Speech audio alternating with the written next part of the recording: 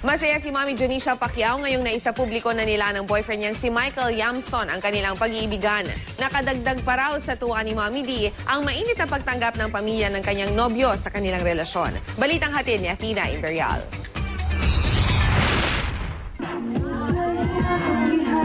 Matapos aminin ni Mami Jonicia Pacquiao ang kanyang bagong pag-ibig, ipinagmamalaki niya ngayon sa publiko ang kanyang boyfriend na si Michael Yamson. Suot ang halos magkaparehas na kulay ng damit, sabay dumating ang magkasintahan sa isang okasyon sa General Santos City.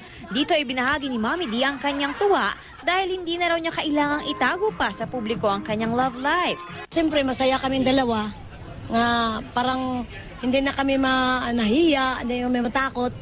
Parang may binantayan kami lahat ba? Maluwag na nga sa sa pakiramdam kasi hindi na kailangang itago, hindi na kailangang alam mo yung hindi ka na maiilang na magkakasama kayo.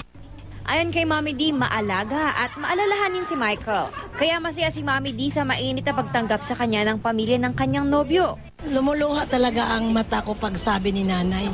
Alam ko na, sa hindi pa siya na-interview sila doon, sabi ni nanay, huwag ka na mahiya. Inday ang tawag na kay may nini man sila. Inday, huwag ka na mahiya sa amin. Wala na kaming magawa kasi kagustuhan ng anak ko.